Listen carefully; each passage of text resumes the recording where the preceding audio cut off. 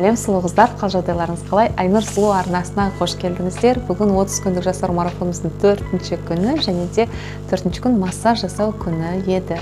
Массаждан бұрын мен сіздерге кішкене құпиялармен бөлісіп өтейін. Маған көмектескен түнгі сағат 12 мен видео жазып отырмын.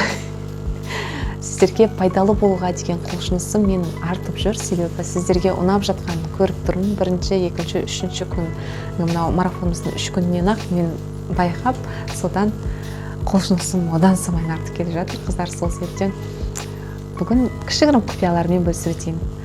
Біріншіден, қыздар, бет жаттығулары бөртпелерді кетіруге, әжімдерді кетіруге өте жақсы көмектеседі. Массаж беттің тонусын, бұлшеттердің тонусын арттыруға көмектеседі. Өте жақсы. Сонымен қатар кейбір факторлар әсер етеді. Ертерек жасарудың әжімдерді кетіруге кейбір факторлар әсер етеді. Ол біріншіден витаминдердің жетіспеушілігі, екіншіден сіздің тамақтануыңыз, үшіншіден сіздің ұйқыңыз, қанша уақыт және қалай ұйықтайтындығыңыз, төртіншіден косметикаңызда әсер етеді. Бірінші витаминдер дегеніміз сіздің ағзаңызға қаншалықты витамин, қандай витамин жетіспей жатқандығын анализ тапсыру арқылы біле аласыздар. Немесе мынау аптекадан, немесе спорт магазиндерінен, iHerb-тан мысалға өздеріңізге витаминдер алсаңыздар болады. Омега-3, D3, әйел ағзасына керекті өте қажетті витаминдер, немесе комплекс витаминов для женщин алып ішсеңіздер болады. Екіншіден су көбірек ішіңіздер, кешкі сағат 7-8-ге дейін болсын, 7-ге дейін максимум суды көбірек ішіңіздер, 1,5 литр, іше алсаңыздар 1,5 литр, хотя бы 1 литрін күнге ішіңіздер. Шайдан гөрі су ішкендеріңіз дұрыс.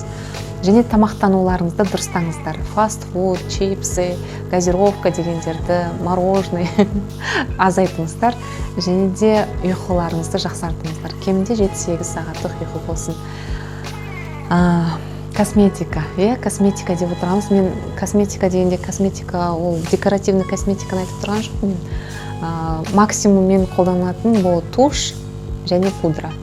Басқа косметика мен ақша құртпайды екен сол косметикаға. Уходовая косметика, яғни бетті тазалау, пенка для лица.